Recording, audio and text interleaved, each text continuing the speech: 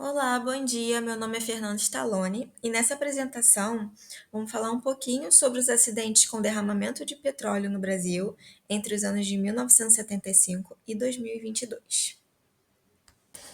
E para a gente introduzir um pouquinho do assunto, o derramamento de petróleo está entre as formas mais críticas de poluição ambiental, tanto pela extensão dos danos ecológicos quanto pelos impactos sociais.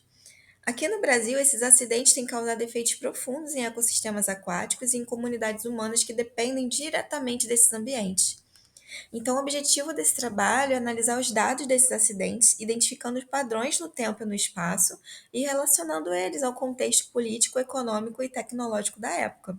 Também vou trazer um pouquinho de comparações com o cenário internacional, usando fontes históricas e artigos científicos, para a gente poder entender melhor os impactos ecológicos e sociais. Sobre a evolução temporal dos acidentes, para a gente poder compreender a evolução e a distribuição desses acidentes, a gente utiliza um banco de dados com 46 ocorrências documentadas entre os anos de 75 e 2022.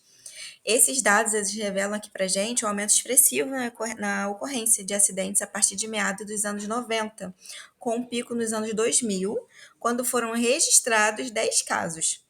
Então, esse crescimento ele acaba coincidindo com o processo de reestruturação do setor energético no Brasil, incluindo a privatização parcial da Petrobras e a terceirização de serviços estratégicos. Então, a partir de 2003, a gente observa também uma redução acentuada nos registros, podendo indicar o início de ações corretivas mais eficazes, né? Incluindo maior fiscalização e avanços em protocolos de segurança. A distribuição entre os ambientes marinhos e terrestres ela é quase equilibrada. 24 acidentes ocorreram em ambientes marinhos e 22 em ambientes terrestres.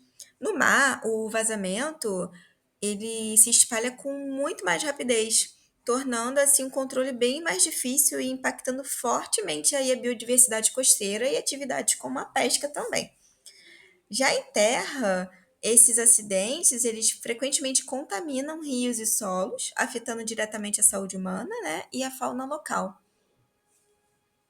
Esses efeitos também desses derramamentos, eles podem persistir por anos, dificultando, né, a regeneração ambiental.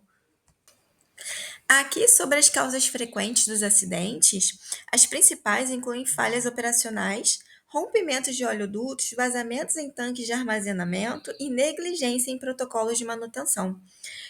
Todos esses fatores, eles foram especialmente frequentes entre o final da década de 1990 e início dos anos 2000, quando houve uma ampla terceirização de serviços e redução da presença técnica qualificada, o que comprometeu a segurança operacional. Então, a ausência de monitoramento contínuo e de planos de contingência também acabou agravando os impactos dos eventos registrados nesse período.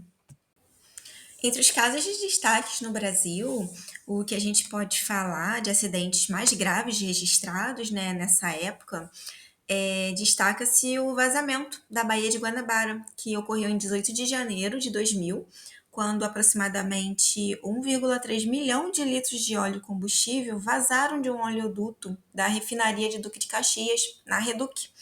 Então, o óleo ele atingiu especialmente a região do fundo da Baía, provocando sérios danos, né, aos manguezais e à pesca artesanal.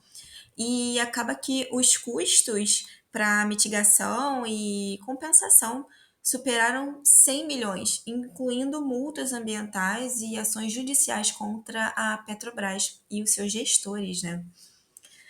No mesmo ano, em julho, outro grande derramamento ocorreu na refinaria Getúlio Vargas, em Araucária, no Paraná, atingindo os rios Barigui e Iguaçu. O óleo também se espalhou por cerca de 10 quilômetros no leito do rio e isso gerou um impacto ambiental significativo. As multas e custos associados somaram aí mais de 240 milhões, com processos civis movidos pelas promotorias estaduais e federais, né? Então, isso tudo acaba evidenciando aí para gente a fragilidade da infraestrutura e das estratégias emergenciais da época. Durante os anos de 1990, o Brasil ele adotou uma agenda econômica liberal, com privatizações e redução da atuação direta do Estado, né? Então, esse contexto ele acabou afetando aí diretamente a capacidade de fiscalização ambiental e o investimento em prevenção. Então, a reestruturação da Petrobras entre 1997 e 2002 envolveu cortes orçamentários e transferência de responsabilidades técnicas para empresas terceirizadas. Então, só a partir de 2003 que houve um processo de revalorização institucional, com o fortalecimento de órgãos ambientais e reformulação de políticas públicas ligadas à segurança e ao meio ambiente. Então, no auge dos acidentes, as respostas emergenciais elas eram marcadas por improviso, lentidão e ineficiência. Não tinha protocolos estruturados nem sistemas de alerta eficazes. Então, após esses grandes desastres, né, crescente pressão e com a crescente pressão pública, começaram a ser implementadas melhorias tecnológicas, como barreiras de contenção, sensores para detecção precoce de vazamentos e planos de contingência mais robustos.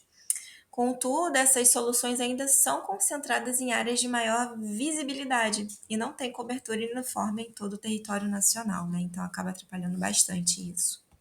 Agora, em comparação com o cenário global, o Brasil ele apresenta menos acidentes do que países como, por exemplo, Estados Unidos e Nigéria. No entanto, os impactos por eventos costumam ser severos, principalmente pela fragilidade dos mecanismos de resposta.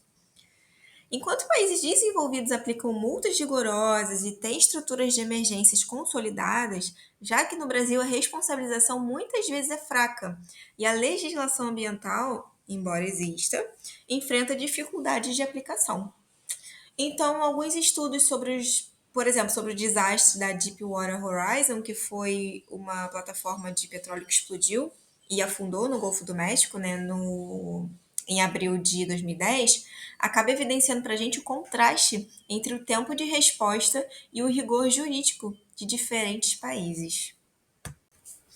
Os impactos dos vazamentos vão muito além do ambiental. Eles provocam morte de fauna aquática, perda de habitats críticos, contaminação de áreas pesqueiras e prejuízos severos à saúde humana.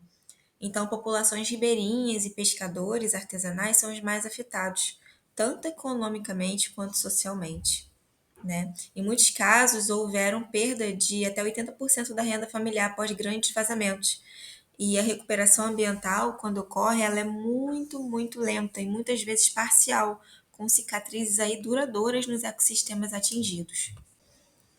Então, para a gente concluir, a análise dos acidentes com petróleo no Brasil, ela acaba revelando para a gente uma conjunção de fatores estruturais, como políticas públicas frágeis, falhas de fiscalização e baixa prioridade à prevenção.